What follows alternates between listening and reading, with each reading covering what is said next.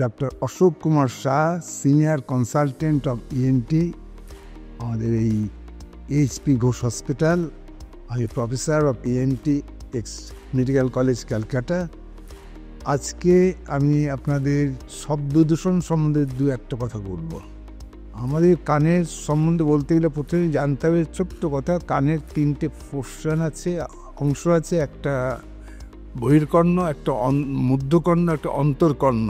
এই অন্তর্কর্ণর কাজ হচ্ছে আমাদের শোনা, এবং এই অন্তর্কর্ণতে যদি কোনো কারণে কোনো ক্ষতি হয় তাহলে আমাদের শোনা কমে যায়।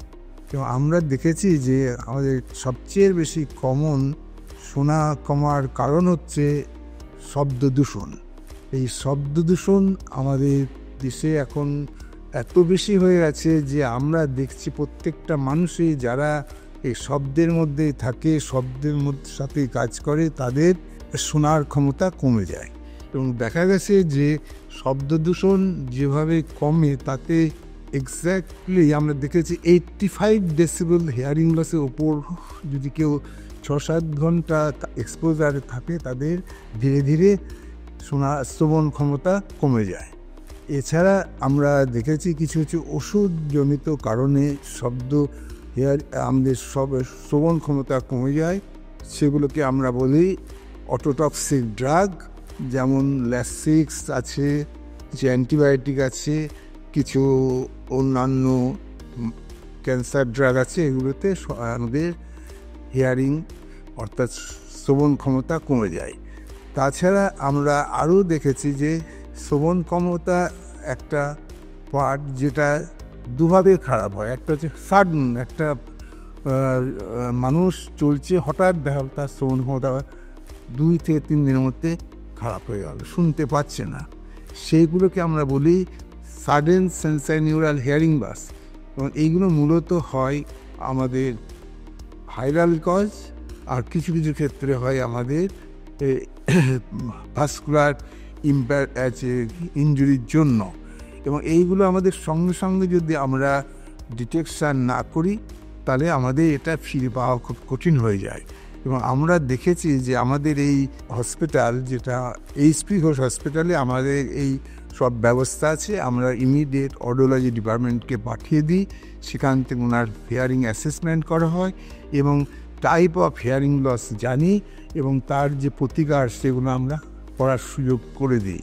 এবং আমরা দেখেছি যে এই হিয়ারিং লস এখন এত ব্যাপক পরিমাণ হয়ে আছে যে তার একটাই কারণ হচ্ছে আমাদের এই আধুনিক মোবাইল ইউজ এবং নানান রকম ইনস্ট্রুমেন্টাল সাউন্ড, এবং আমাদের ট্রাফিক কন্ট্রোলে এত বেশি নয়েজ হয় যেটা আমাদের শ্রবণ ক্ষমতাকে ধীরে ধীরে নষ্ট করে।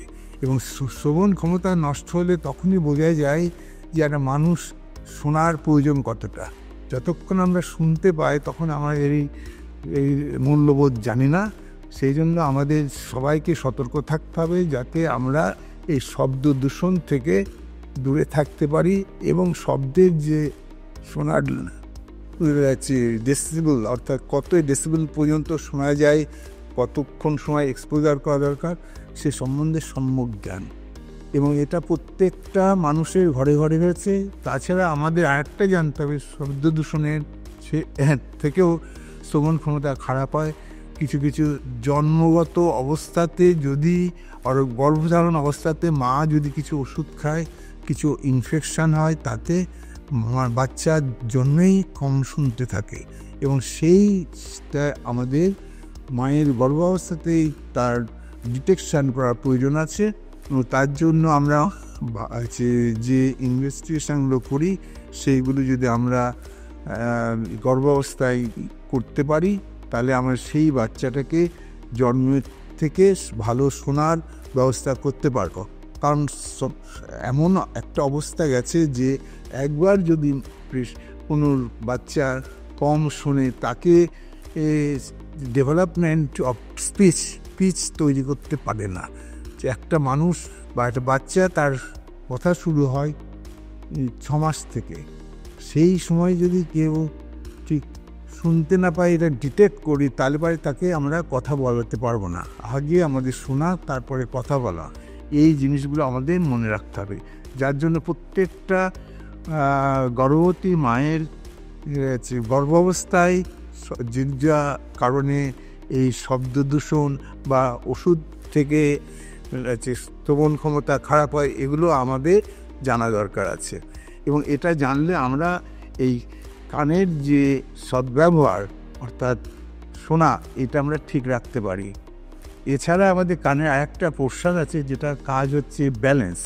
এই ব্যালেন্স পার্টটাও আমাদের সেই সাথে সাথে কিছু কিছু ক্ষেত্রে খারাপ হয়। কিছু কিছু ক্ষেত্রে দেখা যায় যে মানুষ কম শুনছে কিন্তু তার সাথে সাথে মাথা ঘুরছে এবং তার সাথে দেখা যাচ্ছে কানে একটা আওয়াজ হচ্ছে। এই অসুখগুলোকে বলি আমরা মিনিয়ার্স ডিজিজ। এই ডিজিজগুলো আমাদের ডায়াগনোসিস করা দরকার এবং তার যথাযথ চিকিৎসা করা দরকার। যত তাড়াতাড়ি আমরা চিকিৎসা করতে পারবো, আমাদের শোনার ক্ষমতা এবং আমাদের ব্যালেন্স, যাকে বলে আমরা ভারসাম্যর ক্ষমতা ঠিক রাখতে পারবো।